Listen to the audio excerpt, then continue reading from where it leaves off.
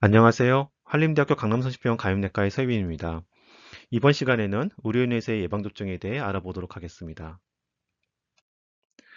발표 순서는 보시는 바와 같습니다. 의료인에게서 필요한 예방접종 6가지에 대해서 정리를 해드릴 거고요. 마지막으로 요약을 하도록 하겠습니다. 먼저 비형간염 예방접종에 대해서 말씀드리겠습니다.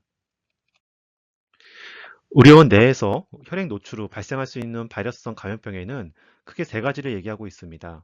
B형간염, C형간염, HIV 감염이 있죠. 이 중에서 발병 위험률이 가장 높은 것은 단연코 B형간염입니다. 그리고 이 3가지 바이러스 감염병 중에서 백신으로 예방이 가능한 유일한 감염병은 B형간염입니다. 따라서 감염관리 영역에 있어서 이 B형간염 예방에 대해서는 가장 먼저 첫 번째로 꼽고 있는 사업 중의 하나입니다. 의료기관에서의 B형 감염 노출 사례를 보게 되면 대부분 다 날카로운 물건에 의해서 손상을 받으면서 발생하는 경우가 대부분입니다. 하지만 본인이 노출된 경우를 기억하지 못하는 경우가 있고요. 그리고 실제 연구를 해보니 B형 감염 바이러스가 주변 환경을 오염시키는 사례가 많다라고 되어 있습니다. 따라서 이렇게 기억하지 못하는 경우에서는 아마도 의료인이 스킨 브레이크라든가 아니면 뮤커스 멤브레인을 통해서 전파가 된 것이 아니겠느냐라는 추정을 할 수 있습니다. 따라서 우리가 단순히 B형 감염에 대해서 고민을 할 때 샤프 인저리만 고민하는 것이 아니라 의료인 자체 내에서 항상 발생할 수 있다는 것을 인지를 하고 B형 감염에 대한 예방을 적극적으로 해야 됩니다. B형 감염 예방접종 권장 대상자와 접종 방법입니다. 접종 권장 대상자는 모든 신생아와 그리고 고위험군 그리고 미접종 서거와 성인에서 접종을 하도록 권장하고 있습니다. 보게 되면 결국에는 모든 사람이 다 맞도록 되어 있는 건데요. 특히 의료 종사자는 고위험군에 들어가 있습니다. 그래서 더욱더 적극적으로 접종을 해야 되는 것인데요. 접종 방법은 총 3일을 기본으로 합니다. 0개월, 1개월, 6개월 총 3차에 맞춰서 접종하도록 권장하고 있습니다. 우리가 보통 얘기할 때 B형 감염에 대해서 예방접종이 되어 있다고 하는 것은 바로 이 3차 예방접종이 모두 다 완료된 분들에 한해서 얘기하고 있습니다. 이 B형 감염과 관련된 감염관리 영역에서 우리가 먼저 알아야 될 것은 항체가에 대한 이해입니다.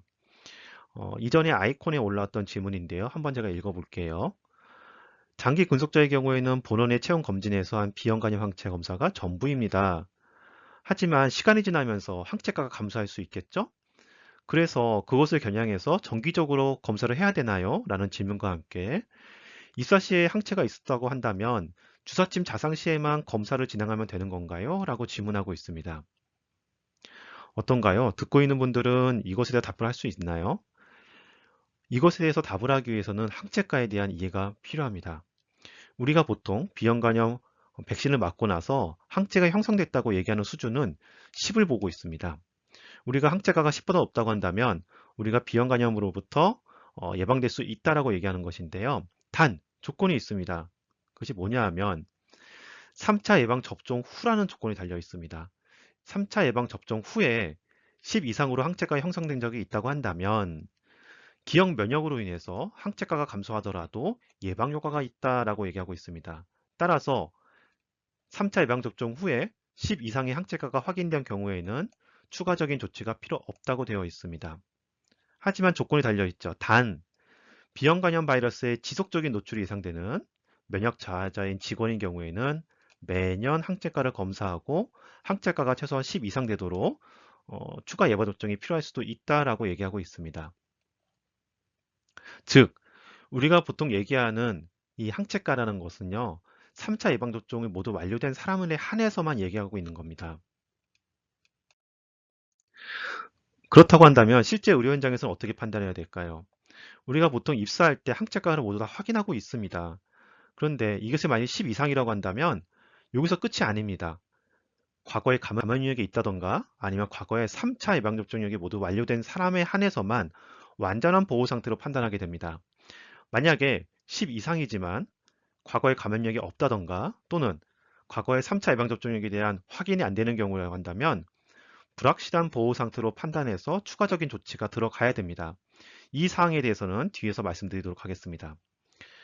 그리고 항체가가 10 미만인 경우에는 어떻게 되느냐? 과거의 감염력을 확인한다던가 또는 과거의 3차 예방접종력과 함께 항체가가 10 이상이 확인된 경우에는 완전한 보호 상태로 판단하게 됩니다. 하지만 3차 예방접종과 함께 10 이상의 항체가가 확인된 경우가 아니라고 한다면 다시 처음부터 기본 3차 접종을 권고하고 있습니다. 앞에서 10 이상이지만 3차 예방접종력이 확인되지 않은 분들은 불확실한 보호 상태라고 제가 말씀드렸습니다. 그것은 미국 CDC에 있는 자료에서 가지고 오는 내용인데요. 보시는 것처럼 비형관염 백신에 대해서 3회 접종한 것이 도큐멘테이션, 즉 객관적인 서류로 확인되지 않는 사람들은 언백시네이션 상태로 가정해야 되고 3차 접종을 모두 다시 시작해야 됩니다. 라고 얘기하고 있습니다. 그 이유는 뭐라고 얘기하고 있냐면 우리가 보통 얘기하고 있는 이 항체가 10이라는 것의 기준은 기존 연구에서는 3회 모두 접종한 사람들을 대상으로 연구가 진행됐기 때문에 3회 접종을 하지 않은 사람들에 대해서는 우리는 그 상태를 모르는 겁니다. 따라서 우리가 이 직원이 비형간염에 대해서 완벽하게 예방됐다고 얘기할 수 있는 거는 두 가지가 모두 다 만족하는 경우입니다. 다시 강조드리지만 3차 예방접종과 함께 10 이상의 항체가가 도큐멘테이션 된 경우입니다. 그 이외에는 상담을 통해서 기초접종을 다시 한다던가 아니면 상황에 따라서는 노출 후 재접종으로 고려를 하셔야 됩니다. 우리가 이 항체가를 따질 때 또 하나 더 고민해야 될 게 있습니다. 그건 뭐냐면 백신 접종을 한다고 해서 모든 사람들이 항체가 다 형성되는 것이 아니거든요. 일부에서는 항체가 형성되지 않는 넌 리스판더 그룹이 있습니다. 그분들은 어떻게 정의를 내리느냐? 이 표를 보시면 알 수 있습니다. 보시게 되면 우리가 기본 접종을 3차 하고 나서 1, 2개월 후에 항체 검사를 합니다. 항체 검사를 했는데 만약에 10보다 작다라고 한다면 한 번 더 접종을 합니다. 이 한 번 더라는 거는 3차 예방접종을 기본으로 하는 것이 아니라 원도우즈입니다. 원도우즈만 접종하고 나서 1, 2개월 후에 다시 항체 검사를 합니다.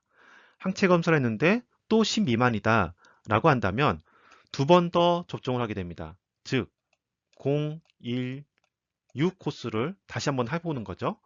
이렇게 했는데도 불구하고 항체가가 10 미만이라고 한다면 이분들은 넌 리스판더로 정의를 하게 됩니다.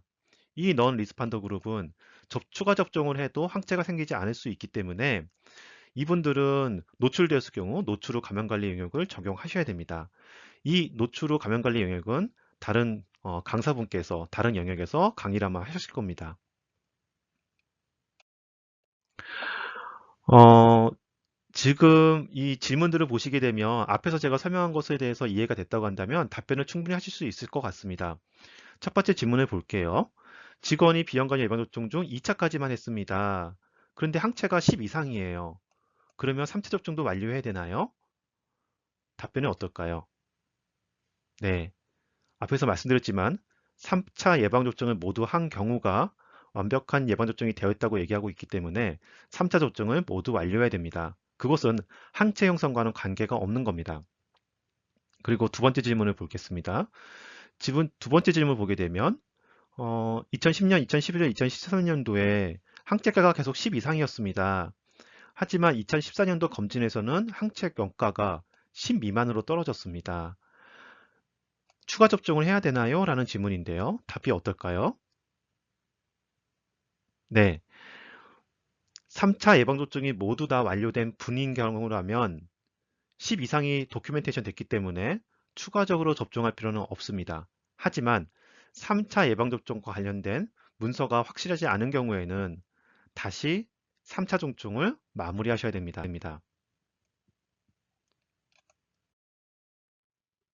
자, 다음은 인플루엔자 예방접종에 대해서 말씀드리도록 하겠습니다. 인플루엔자 접종 대상자와 우선 접종 대상자는 보시는 바와 같습니다. 접종 대상자는 6개월 이상의 모든 연령을 포함하고 있습니다. 그 중에서도 우선 접종 대상자, 가능한 한 맞았으면 좋겠다, 맞는 것이 맞다라고 얘기하는 것 중에 대부분은 이제 인플루엔자에 감염될 경우 합병증이 발생의 비율이 높은 그런 분들을 대상으로 하고 있는데요. 그 중에 특이한 거는 의료기관 종사자가 들어가 있습니다. 의료기관 종사자는 예방접종을 반드시 하도록 권장을 하고 있는데요. 그 이유는 한 논문을 살펴보면 잘 알 수 있습니다.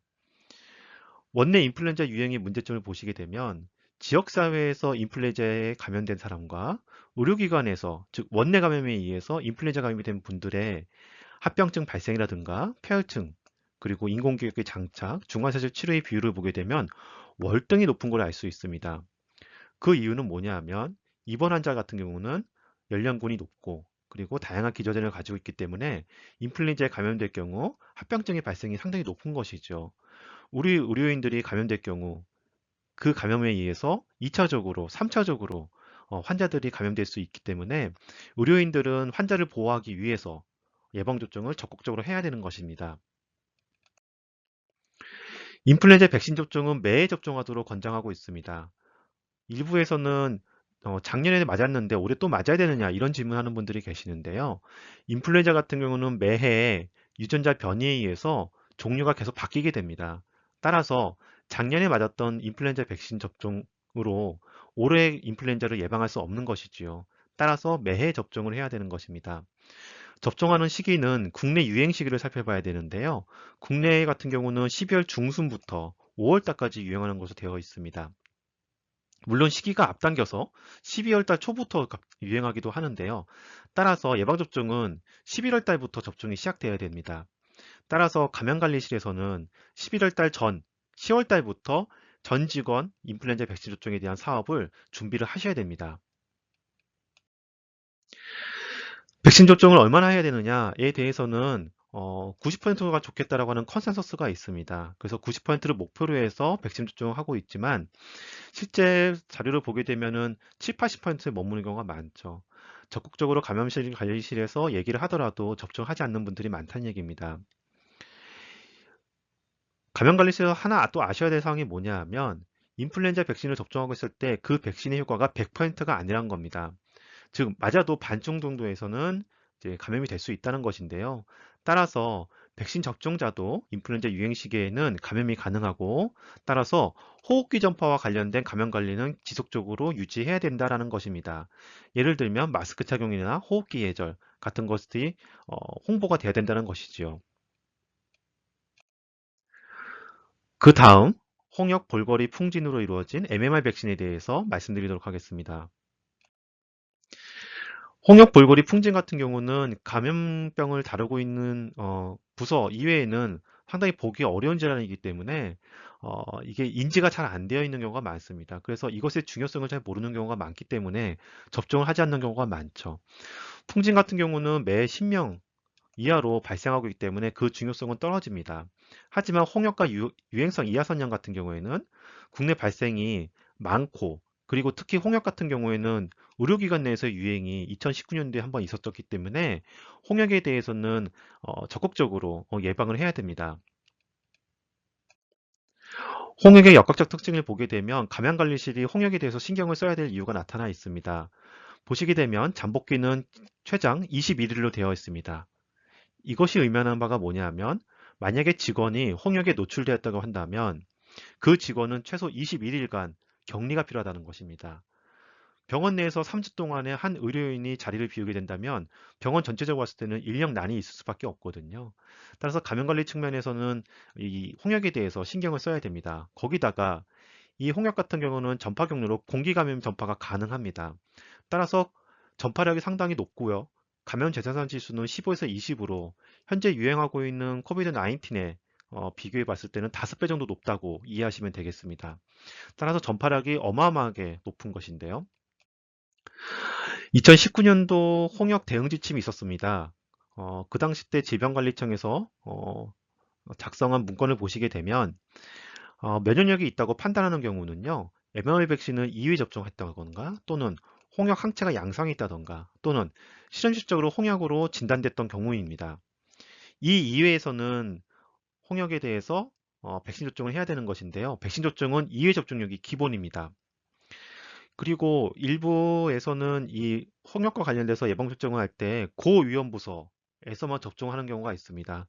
하지만 앞에서 말씀드렸듯이 홍역 같은 경우는 공기매개 전파가 가능하기 때문에 환자를 직접 보는 의료진뿐만이 아니라 병원 내에서 일하고 있는 모든 분들, 거기다가 학생까지 포함해서 접종을 하도록 권장을 하고 있습니다. 가끔씩 MMR 백신을 접종하고 나서 항체가 검사를 해야 되느냐는 질문이 좀 있습니다. 그것 때문에 좀 정리를 좀 해봤는데요. 미국의 자료입니다. 보시게 되면 이렇게 정리가 되어 있어요. 2번 예방접종이 되어 있다고 한다면 세로로지 테스트, 항체가 검사는 할 필요가 없습니다라고 얘기되어 있습니다. 왜냐하면 이 MMR 항체와 관련된 검사에 민감도가 좀 낮다고 해요. 따라서 2번 접종하고 나서 항체가 형성됐다고 하더라도 실제 세롤로지 테스트에서 음성으로 나올 수 있다고 되어 있습니다. 따라서 어떻게 접종을 권장하고 있냐면 2번 접종했을 경우에는 항체가 검사를 하지 마십시오. 그리고 그 검사가 만약에 네거티브나 이키브콜로 나온다고 하더라도 추가적인 예방접종은 필요 없습니다라고 되어 있습니다. 따라서 헷갈리지 않게 예방접종을 2번 한 분들은 굳이 항체가 검사를 할 필요가 없는 것입니다. 또 다른 질문들을 좀 볼게요. 직원에서 MMR 항체가 검사 결과 이키브콜로 나온 경우에는 예방접종을 시행해야 되나요? 라고 물어보고 있습니다.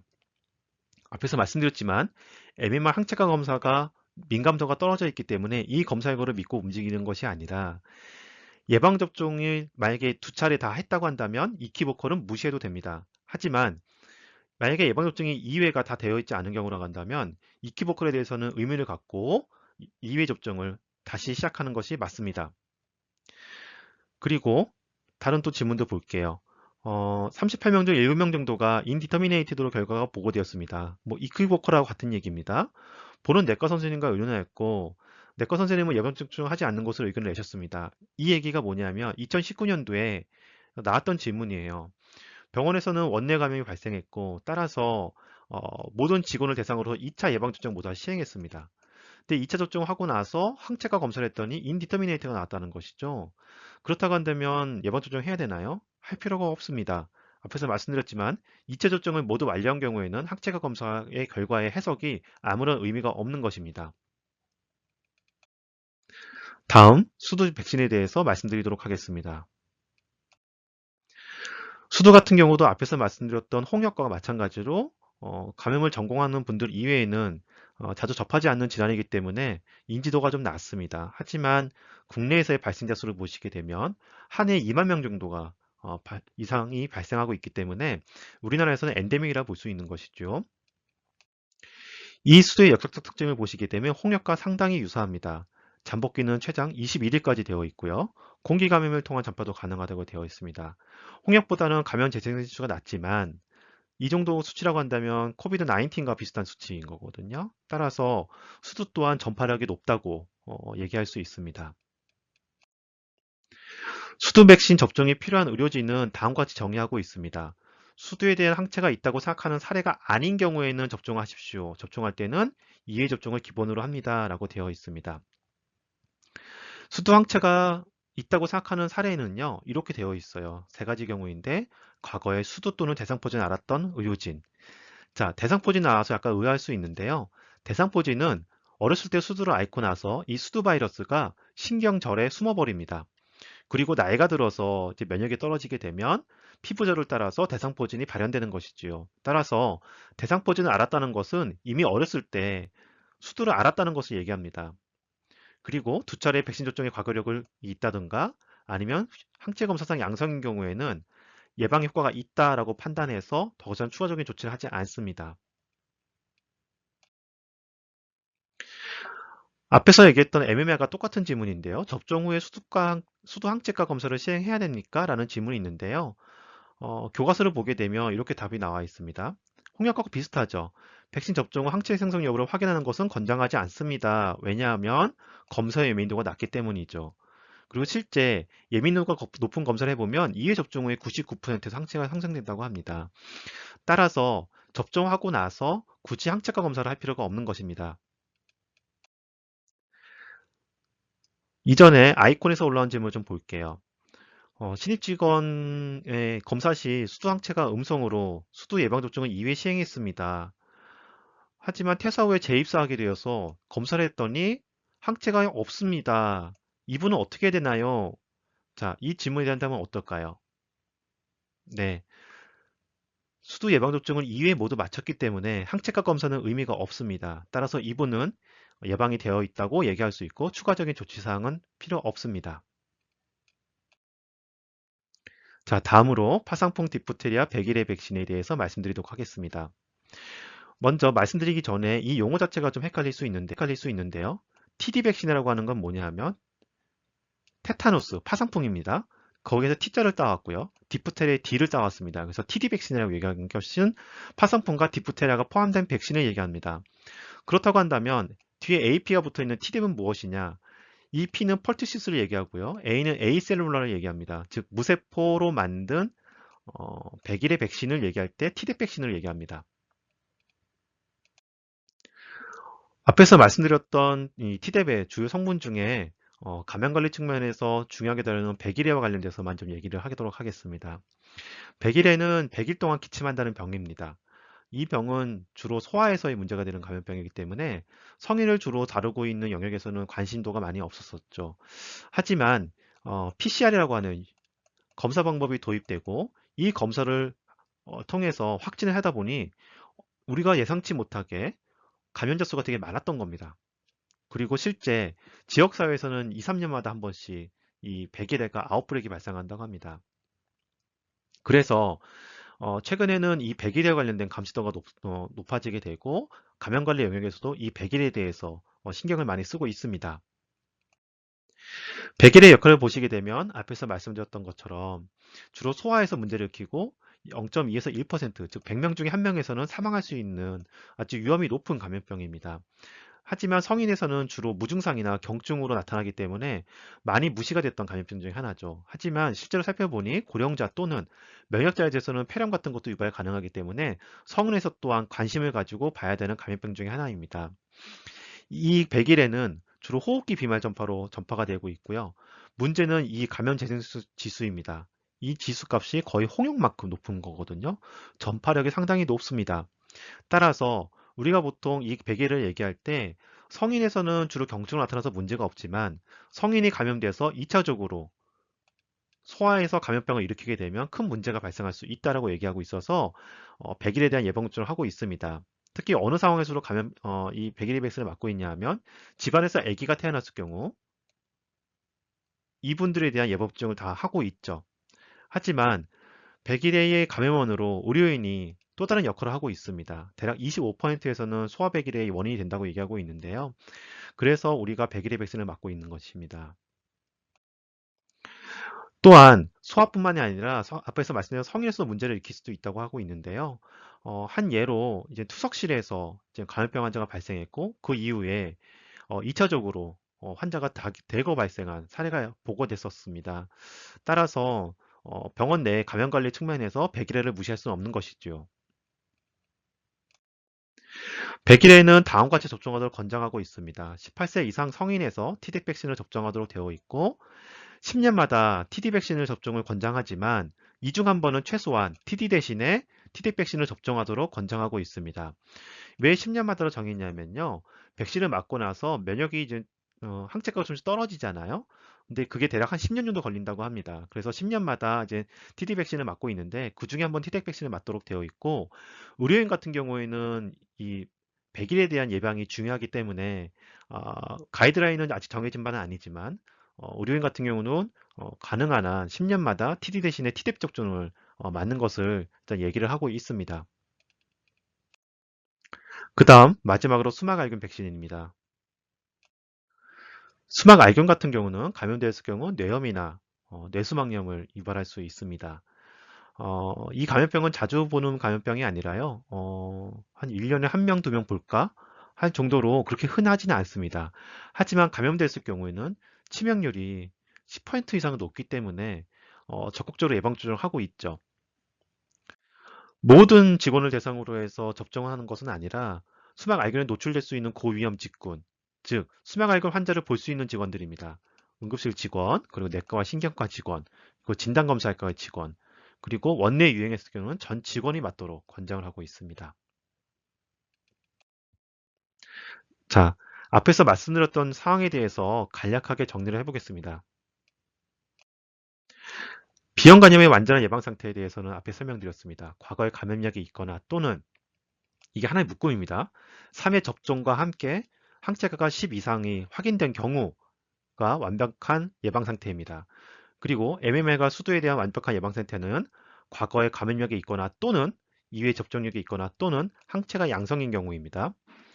그리고 모든 의료인에게 항체 검사 없이 접종하는 것은 매해 인플루엔자 백신을 접종해야 되고요. 그리고 10년마다 Tdef 접종을 권장하고 있습니다. 그리고 병원 내 유행시 또는 특정 부서 근무자에게 추가되는 예방접종으로는 수막알균 백신이 있습니다. 네, 의료인의 예방접종에 대해서 정리를 해드렸습니다. 내용은 좀 어렵습니다. 하지만 이런 기본적인 사항에 대해서 이해를 하시고 정부나 아니면 유관기관에서 하는 감염관리 교육 프로그램을 들으신다고 한다면 더욱더 이해가 쉽고 그 다음에 실제 업무를 하실 때 큰 도움이 될 수 있을 것으로 예상됩니다. 네, 경청해 주셔서 감사합니다.